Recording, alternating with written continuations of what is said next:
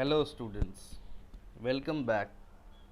This is Kaushal Thakkar, your science teacher. Today, we are going to discuss on the important topic which is growing plants. Your chapter number 1. As you all know that also I had divided chapter number 2 in part 2, part 1 and part 2, two parts. Also chapter 1, I had also divided chapter 1 in two parts. This is part 1. So let's start our chapter number 1, part 1, growing plants.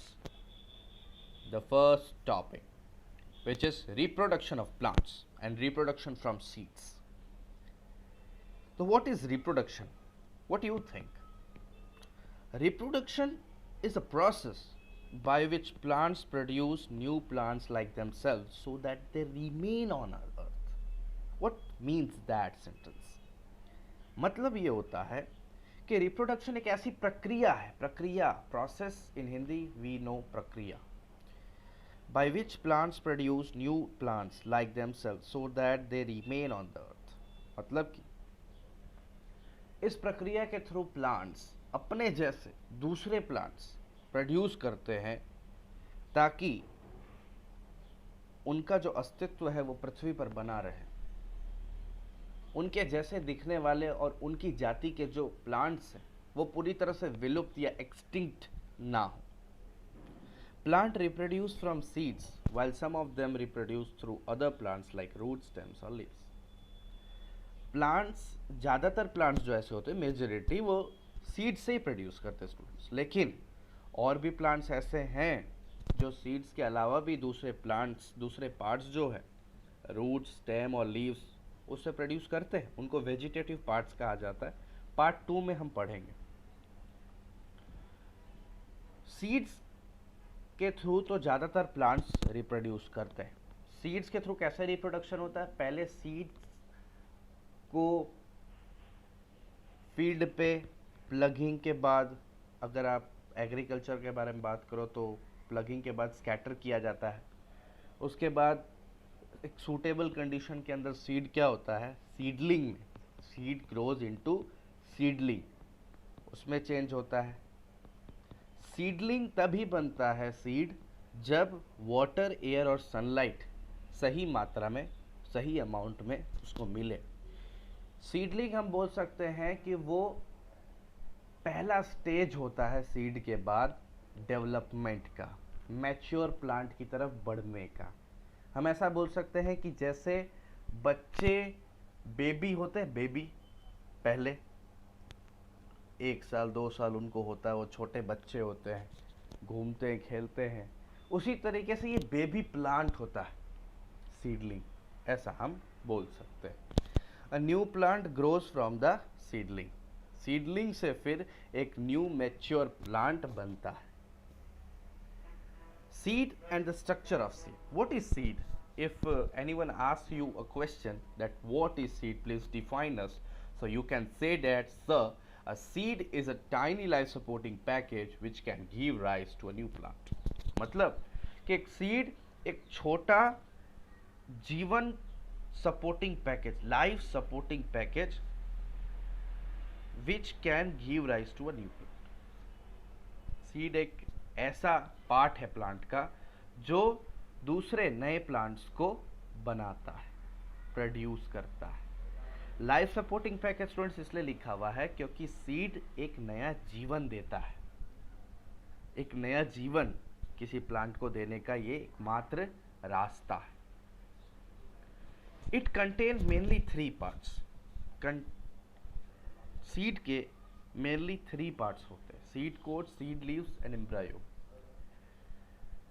Seed coat is the outer hard covering which protects the baby plant until the seed germinates. Seed coat सबसे बाहरी वाला परत, layer seed का होता है जो काफ़ी ज़्यादा हार्ड होता है. हार्ड इसलिए होता है स्टूडेंट्स ताकि वो बेबी प्लांट को प्रोटेक्ट कर सके, उसको किसी भी तरह का हार्म ना हो. जब तक सीड जर्मिनेट ना हो जाए तब तक वो बेबी प्लांट को प्रोटेक्ट करके रखता है। सीड लीव्स, जिसको कॉटिलेडन्स भी कहा जाता है, इसके अंदर ये जो दूसरा पार्ट है ये फूड स्टोर करके रखता है सीडलिंग्स के लिए। जब तक वो पूरी तरह से मैच्योर ना हो जाए और फोटोसिंथेसिस का प्रोसेस अपने से ना करने लगे और खाना ना बनाए, तब तक ये स्टोर्ड फूड उनके लिए होता है। सीड लीव्स के फर्दर दो टाइप्स हैं। ऐसे सीड्स होते हैं जिसमें सिर्फ एक कॉटिलेडन होता है, एक ही सीड लीव होता है, उसको मोनोकॉटिलेडोन्स या मोनोकॉट्स कहते हैं। और जिनमें दो होते हैं, जैसे कि ग्राम पी, इस तरह के सीड्स जिसमें दो कॉटिलेडन्स होते हैं, उनको डाइकॉटिलेडन या डाइकॉट्स ऐसा कहा जाता है। मोनोकॉटिलेडन्स के भी एग्जाम्पल है मेज, व्हीट, राइस। अब last but not the least जो पार्ट है सीड का, वो है embryo. The embryo is a baby plant which lies between the seed leaves. Seed leaves के बीच में बेबी प्लांट सीड के अंदर रहते हैं और वो बेबी प्लांट को हम एम्ब्रायो बोलते हैं। एम्ब्रायो, वैसे दो पार्ट एम्ब्रायो के भी होते हैं, रेडिकल और प्ल्यूम्यूल। रेडिकल डेवलपमेंट के समय रूट का शेप ले लेते हैं, एज अ रूट वो डेवलप करते हैं, और प्ल्यूमुल एज अ स्टेम, मतलब as a shoot, stem, branches, धीरे धीरे करके सारे पार्ट्स डेवलप होते हैं। What is germination of seeds? आप फोटो में जैसे देख रहे होंगे, पहले सीड है, फिर सीड में से धीरे से एम्ब्रायो निकला, फिर वो एम्ब्रायो के दो पार्ट आपको दिखाई दे रहे होंगे। देखिए एक रूट बन रहा है, एक ग्रीन रंग का पार्ट धीरे धीरे ऊपर जाएगा। फिर देखिए वो कॉटिलेडन दिखाई दे रहा है आपको, जो पहले तो ऊपर की तरफ जा रहा है, वही खाना प्रोवाइड कर रहा है अभी। फिर धीरे धीरे आप अगला स्टेप देखें तो पूरा शूट, पूरा रूट आपका आ गया। जैसे जैसे फॉलेज लीव्स जो है वो प्रोड्यूस हुए, वो डेवलप हुए, तब तक ये कॉटिलेडन्स ने मदद की खाने पीने की। तो ये जो पूरा प्रोसेस होता है, इसे हम जर्मिनेशन कहते हैं। मतलब ऐसा प्रोसेस जिसमें सीड से सीडलिंग तक का सफ़र जो होता है प्लांट का, उसे हम जर्मिनेशन कहते हैं। Germination is the process of development of a seed into a seedling. तीन फैक्टर्स होते हैं इसके: पानी, सनलाइट, सूर्य की किरणें, और हवा, मतलब मीन्स एयर। वाटर तो सबसे इंपॉर्टेंट पार्ट है, क्योंकि वाटर मिलेगा तो जाकर के ये काफ़ी अच्छे से ग्रो हो पाएंगे। जो भी इनके रिक्वायरमेंट्स होते हैं, जैसे मैंने पहले ही कहा था, सूटेबल कंडीशन के अंदर में ही जर्मिनेशन हो सकता है। So our next topic is seed dispersal and its agents. अगर सभी सीड्स, सोचिए कि अगल बगल में ही एक प्लांट है, उसके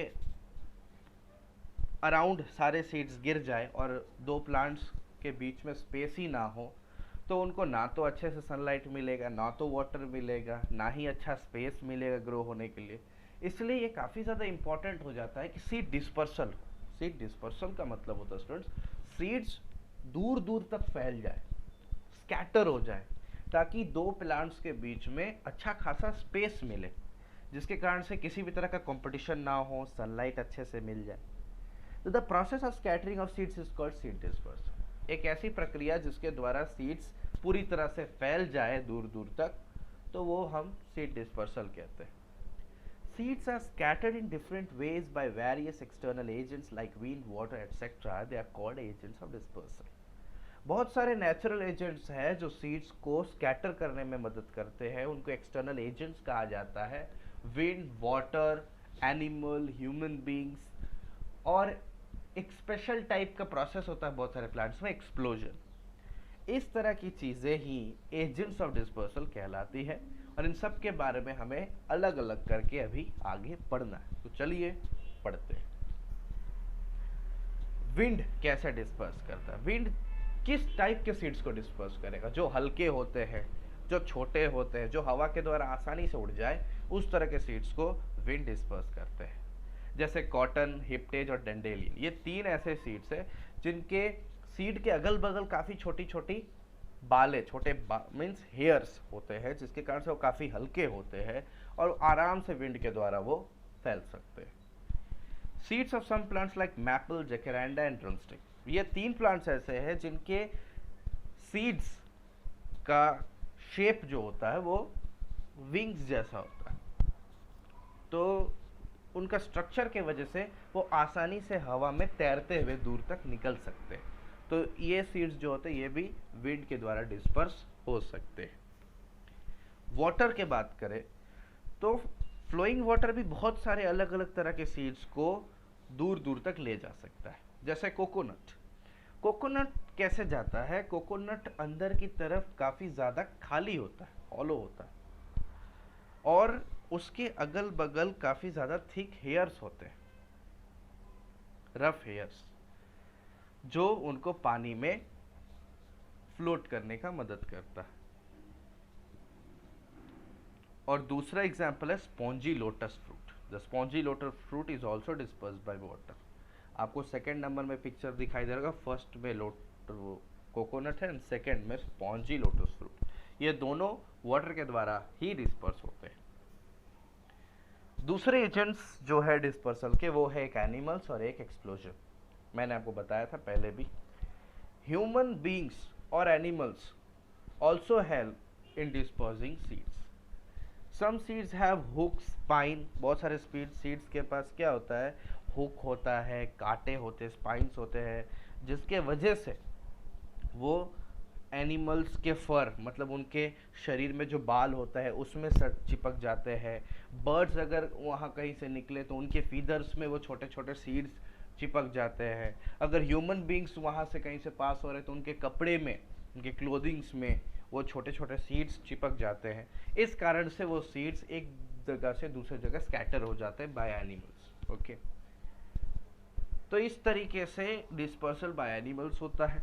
डिस्पर्सल बाय एक्सप्लोजन का बात करें तो वो काफ़ी ज़्यादा स्पेशल केसेस में एक्सप्लोजन होता है। स्पेशल केसेस मतलब स्पेशल प्लांट्स, जैसे कि पी प्लांट हो गया, बैल्सम प्लांट हो गया, ये सब में एक स्पेशल प्रोसेस होता है। इसमें क्या होता है कि इनके फ्रूट्स जब पूरी तरह से राइप हो जाते हैं, पूरी तरह से पक जाते हैं, उसके बाद ये एकदम से एक छोटा सा बर्स्ट होता है, वहाँ पर एक छोटा सा धमाका होता है, जैसे हम दिवालियों में पटाखे फोड़ते हैं उस तरीके से।